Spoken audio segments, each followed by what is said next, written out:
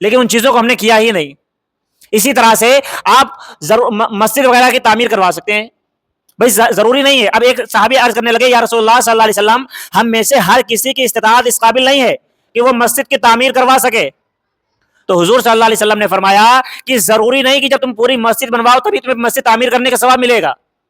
اگر آپ مسجد میں ایک اینٹ بھی لگاتے ہیں تو بھی آپ کو مسجد تعمیر کرنے والے کے برابر ہی ثواب ملے گا اور اس کے ثواب میں کچھ کمی نہیں کی جائے گی. اسی طرح سے آپ مدرسے تعمیر کروا سکتے ہیں. مدرسے تعمیر نہیں کر سکتے تو مدرسے میں پڑھنے والے بچوں کے ان کو کتابوں کا انتظام کرتے ہیں. یہ صدقہ جاریہ ہو جاتا ہے. یہ چیزیں جو رہتی ہیں نا کہ اگر آپ نے مسجد میں کوئی چیز لگا دی, مسجد میں ظاہر سی بات ہے اگر آپ نے مسجد تعمیر کروائی ہے تو مسجد جب تک وہ آباد رہے گی, بھائی ظاہر سی بات ہے مسجد ایک دو سال میں تو ٹوٹے گی نہیں, سالوں سال مسجد چلتی رہے گی. تو جب تک وہ مسجد آباد رہے گی آپ کو اور آپ کے عزیز و اقارب کو اس کا ثواب, یعنی جس نیت سے آپ نے لگوائی ہوگی اس شخص کو اس کا ثواب ملتا رہے گا.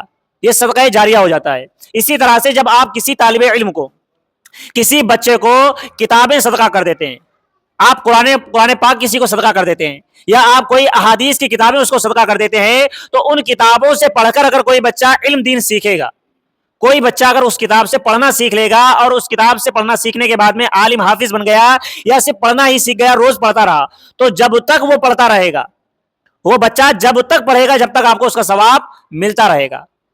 تو یہ صدقہ جاریہ ہوتے ہیں. اسی طرح سے آپ اپنی اولاد کو نیک چیزیں سکھا سکتے ہیں. اپنی اولاد کو آپ قرآن کی تعلیم دے دیں, اپنی اولاد کو آپ ایسی تعلیم دے دیں جس سے لوگوں کا بھلا ہو. اگر آپ نے اپنے بچے کو ڈاکٹر بنا دیا, آپ نے دینی تعلیم بھی دی اور اس کے ساتھ میں اپنے بچے کو اگر آپ نے ڈاکٹر بنا دیا, اب ظاہر سی بات ہے ڈاکٹر بن کے وہ صرف اپنا علاج تو کرے گا نہیں, خلق خدا یعنی مخلوق کا بھی علاج کرے گا, اللہ کے بندوں کا علاج کرے گا, لوگوں کی مدد کرے گا, تو اس کا ثواب بھی آپ کو ملتا رہے گا.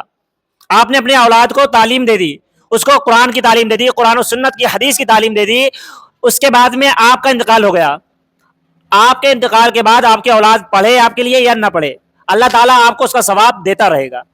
جب بھی وہ پڑھے گا اس کا ثواب آپ کو ہی ملے گا. پہلے آپ کو ثواب پہنچے گا اس کا ثواب, اس کے بعد میں اس کو پہنچے گا. اسی طرح سے اگر آپ اس قابل ہیں کہ دوسروں کو تعلیم دے سکتے ہیں, دوسروں کو پڑھا سکتے ہیں, تو بھلے ایک سورت ہی کیوں نہ ہو. ہم میں ہر انسان یہاں پہ جتنے بھی لوگ بیٹھے ہیں کچھ نہ کچھ سورتیں سبھی کو یاد ہوتی ہیں. کسی کو سورہ اخلاص یعنی قل هو اللہ احد یاد ہوگی, کسی کو سورہ فاتحہ یاد ہوگی, کسی کو انا اعطیناک الکوثر یاد ہوگی.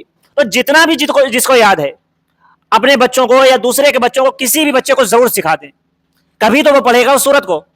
بھائی ظاہر سی بات ہے جو یہ چھوٹی چھوٹی سورتیں ہیں ہم میں سے اکثر لوگ نماز میں ضرور پڑھتے ہیں, تو اب اگر آپ اس کو یہ سورت سکھا دیں گے تو جب جب وہ سورت پڑھے گا, بھلے وہ انسان آپ کو یاد کرانے کے بعد وہ انسان آپ کو بھول جائے, آپ مر گئے آپ کو بھول جائے کہ آپ کون تھے, لیکن اس کا ثواب آپ کو ملتا رہے گا. اس کے بعد آگے وہ جن لوگوں کو وہ سورتیں یاد کرائے گا اس کا بھی ثواب آپ ہی کو ملے گا. تو حضور صلی اللہ علیہ وسلم نے یہ تمام طریقے ہمیں بتا دیے ہیں, لیکن ہم نے ان طریقوں پر عمل کرنا چھوڑ دیا ہے.